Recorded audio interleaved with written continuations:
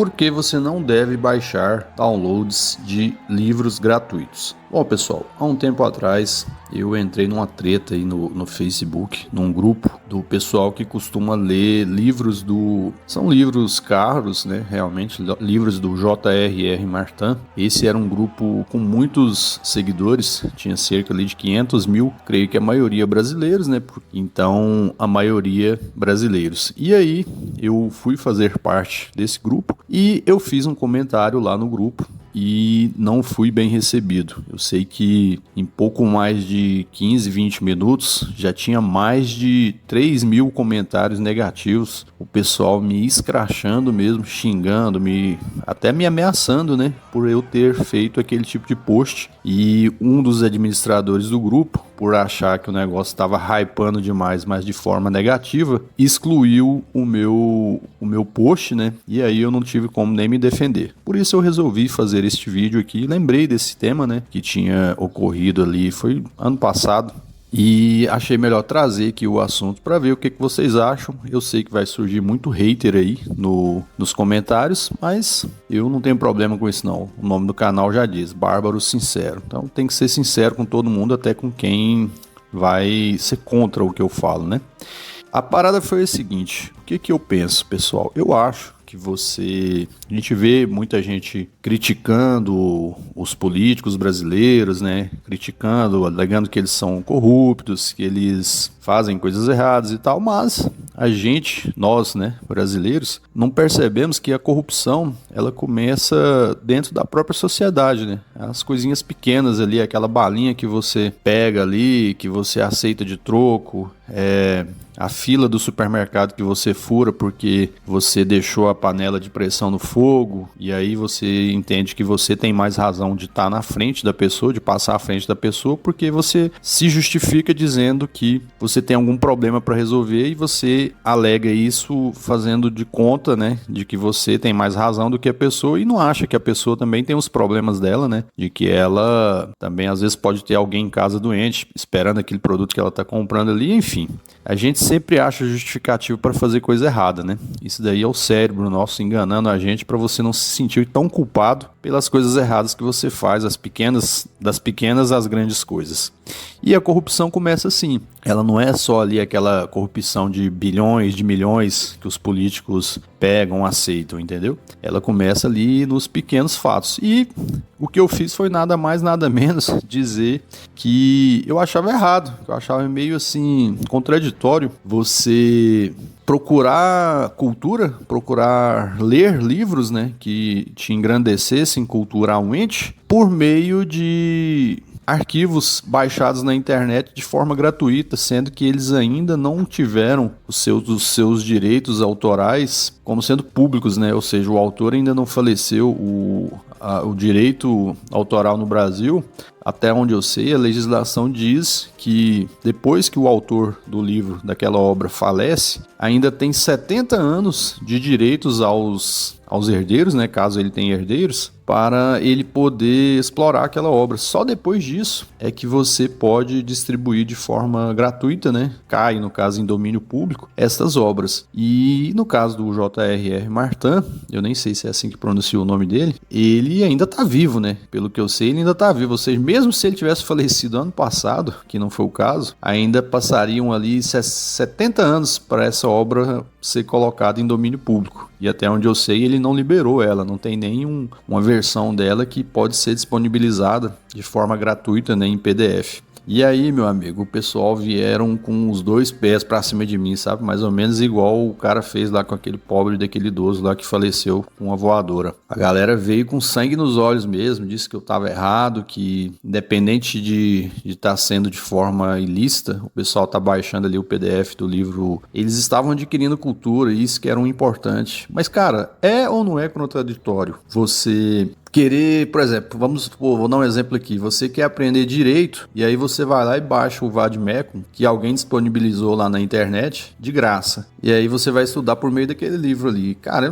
sinceramente eu sou contra. Eu acho que, beleza, o cara tá adquirindo conhecimento ali, mas ele precisa fazer uma autoanálise e entender que ele tá errado, que aquilo que ele fez ali, até o próprio livro, quando ele for ler ali o livro de direito e começar a entender o que é a ética, o que é moral, ele vai perceber, fala, caramba, isso que eu fiz aqui foi errado. Por mais que eu aprendi, chega a ser um paradoxo, né? Eu aprendi que era errado fazendo uma coisa errada, sabe? Você pode pensar, foi algo positivo. Tudo bem, pode até ter sido, mas não deixa de ser errado, sabe? E o que eu fiquei grilado, né? Fiquei chateado na hora lá, foi porque se as pessoas reconhecessem, teve realmente alguns, né? Poucos que reconheceram. Falaram, olha, realmente você tem razão, quem faz isso tá errado, só que você não pode deixar de ver que há um ponto positivo, que as pessoas, mesmo de forma ilícita, de forma incorreta, elas estão procurando literatura, coisa que no Brasil é muito pouco, né? As pessoas não se interessam por literatura. E aí as poucas que se interessam você está criticando.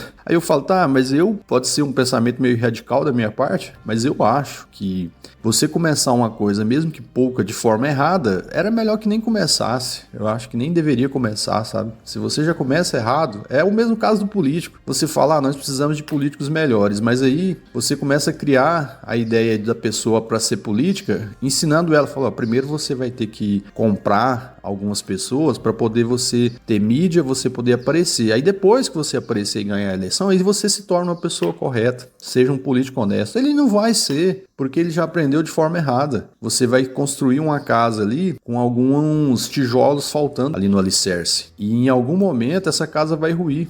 Eu entendo que a ideia de você baixar PDF na internet de graça, entre aspas, né?